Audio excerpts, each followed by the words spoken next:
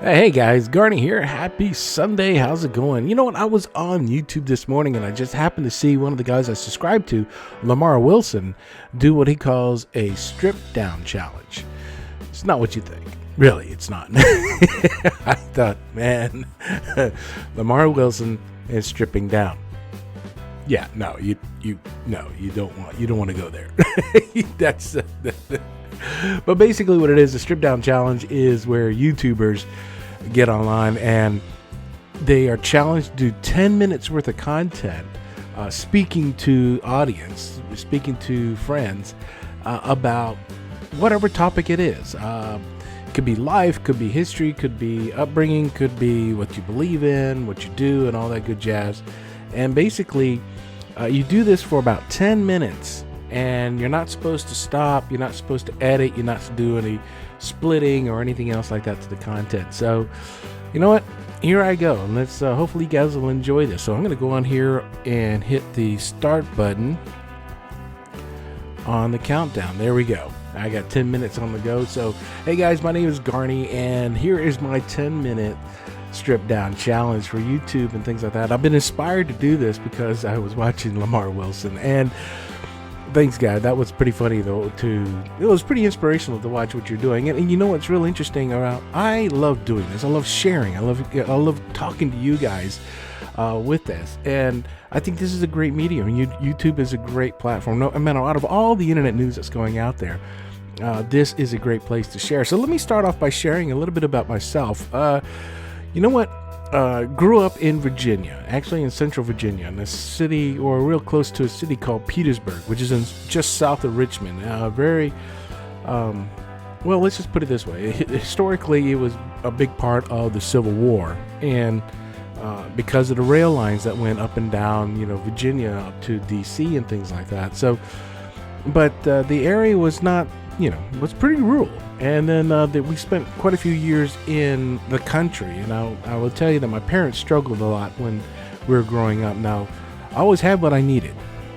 Never, hardly got anything that I wanted, but I was blessed in some ways, but and not blessed in others. But I'm not going to blame any of the situations like that. We grew up pretty poor, and it was a challenge. It really was. But I call myself a country boy because a lot of times I lived out in the country, spent hours upon hours being outdoors and being an outdoorsman, just being out in the sticks, and learn survivability that way, just trying to entertain yourself with stuff that's out there. Not many friends growing up. I was really I call myself an outcast. I really didn't have any good friends, or didn't have any friends I grew up with that I can call because we were out rural. And even when we lived in the suburban areas of the city, it just didn't have any good friends. It was tough. And then when my parents put me did the best they could to put me through school, and then of course in 81, late 80s or 81, we actually moved to Texas, and that's where my life really turned around. Went to school about an hour's drive south of Houston, in a small area called Lake Jackson, Clute, Richwood area, the Tri-Cities area as we call it. The big city the port city that's next to it is Freeport. But my dad was in oil, and he worked at one of the strategic oil reserves that was down there. I did odd and end jobs. From high school, I was a lifeguard. I also was a swimmer. I wasn't the best swimmer in the world, but at least I got to swim and do some kind of athletics. I rode my bike most of the time, to and from practice in the mornings and to and from practice in the evenings. From that was okay. Not a lot of great friends in high school. All the people that I knew were wonderful and awesome, and it was time for me to adjust and learn to grow up. I think I was a late bloomer. I think I still am, if you want to call it that. But through high school, I was a late bloomer. I felt that I could have been held back a couple of years and fit right in. But I went ahead and moved on. But that's okay. Soon, with all my friends from high school, thanks again, for your patience and everything else like that, for who I was and all that good jazz. And I won't change a thing, because I learned a hell of a whole lot. And moving on from there, after graduating from high school, I got accepted into, I joined the military, and basically went through an ROTC program with a 2-year military school in Marion, Alabama called Marion Institute.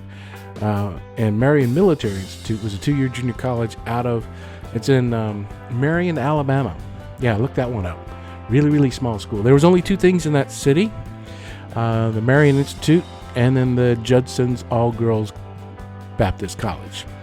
Yeah, that... but Marion was awesome. I mean, made some good friends out of there, but you know what, it really set me straight to what I found out what I did want to do and what I did not want to do, and spent some time in the service and things like that.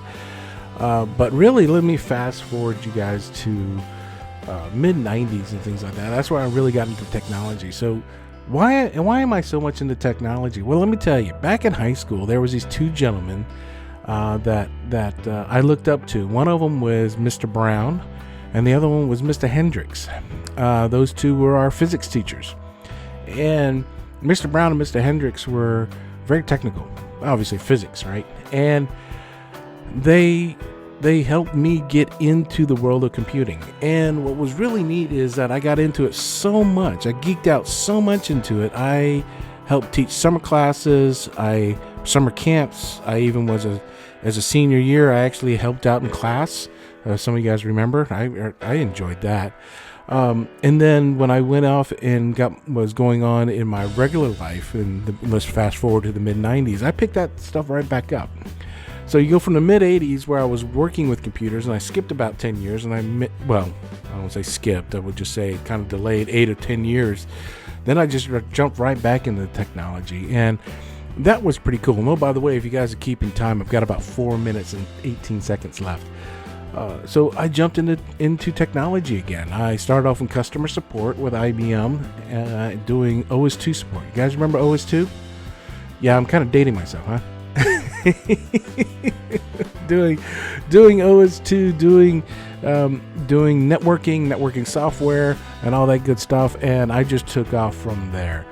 Went into the world of networking, went into the world of software, never looked back. I built my own PCs, I built my own networks, I've helped consult in that world. I was a consultant for IBM for quite a few years. So to speed that up, I spent about 13 years at IBM, 3 times. That's revolving door where I left and came back, left, came back, left, came back. With various smaller software companies. I've worked with Compaq. At the time it was Compaq, now it's HP. I did a lot of Microsoft consulting. I did a lot of stuff in the world of let's just put it this way. I went into the world of the software industry, or industrial software, enterprise software, and then consulted in those bases, what we call data quality, data governance, master data. Now I'm with this company called Informatica. I spent a couple years before that with EMC Consulting. Thanks, Joe. I really appreciate you giving me an opportunity to do that. It was really interesting to where I am today. Now here I am with YouTube, and you're asking yourself, why is Garnie doing this? And I will tell you, I enjoy this. I love this. I love sharing. I love doing this. I mean, the stuff that hopefully I'm interested in, that I'm sharing with you guys, are interested to you. I mean, I love doing tech reviews. I love doing industry news. I love just sharing, and of course, food. I need to get back into that area. But that's what drives me. The technology drives me, and being able to do the art of the possible, what you can do with industry software. That's what's cool, right? And that's why I'm doing what I'm doing here on YouTube. It's just that it's cool, it's fun, it's wonderful, and I've got over 117 videos right now, which I'm pretty proud of. Right? I never thought I would stick with this as long as I have. I mean, I thought it was one of these flings that I could just do a few videos and say I've done it, and there it is. But I find myself thinking about what can I share. So guys, go out there and find your passion, find your niche, and that's what I'm doing. It's, I wish I would have done this 10 years ago. I really do. But then again, no better time than now. So guys, that's about it. It's about 1 minute 30 seconds left in this thing. Family life. Let me tell you, been married now for about 25 years. My beautiful bride Jean, 2 wonderful kids. My son's Garnie the third, and my daughter Amanda. My son's off to college. In fact, he's home this weekend, which is always great to see. And then of course my daughter is a senior in high school, and she's going to be off, and it's just great to see, my kids grow up. I'm so blessed to have that with all my with all the passions that I have with it. My family is my number one thing, and I tell you what's really interesting is we're just starting to travel a lot more, and in the past we never had the opportunity, time, nor the income to do this. Now we are blessed to where I'm involved with things where I can go on trips now. I can go on go places, share with my kids and things like that, and not having to spend a lot of money. I mean, our last trip to Paris didn't cost us a lot. Our trips to Puerto Vallarta and Cancun and New York and San Francisco didn't cost us a lot of money, guys. And it's just learning what's right and what to do and all that good jazz. And if you're interested in that, let me know, because I'd be more than happy to share with you how that's done. Because, guys, it's really, I love being able to get on a plane and travel. I mean, if you'd have told me a couple years ago that, Garnie, you would have to sit on the plane for 9 to 15 hours to go to either London or to South Africa, I would say, you're nuts. I mean, I don't have the patience for it. But now I want to do that. I don't mind sitting on a plane for 15 hours to go to South Africa because of the experiences that we had, or to go to France, or to go, to spend 4 hours on a flight to go to wherever. I don't mind, because I know the destination is going to be the fun part. And that's what I really enjoy. Well, guys, looks like my time is up for the 10 minutes. How did I do? What did you guys think? So anyway, this is raw. This is not processed, no clipping or whatsoever around this. And thanks again for watching. I really appreciate it. So how about you guys out there? Any of you guys have the guts to do a strip down challenge on YouTube here? Take 10 minutes and talk a little bit about either your life, what you do, or what you're passionate about. So let me know. How did I do? Well, thanks again, guys, for all the people who've influenced me, who's worked with me, who's been patient with me, and all that good jazz. Thanks again. I really do appreciate it. And I look forward to all the future friends that I have. So, guys, if you like what I'm doing here, you hit that like button. And most of all, if you're new to my channel, come on, hit that subscribe button. I'm always looking for new friends to join me on this journey. So let's have some fun together. So until then, guys, we'll talk to you later. Peace.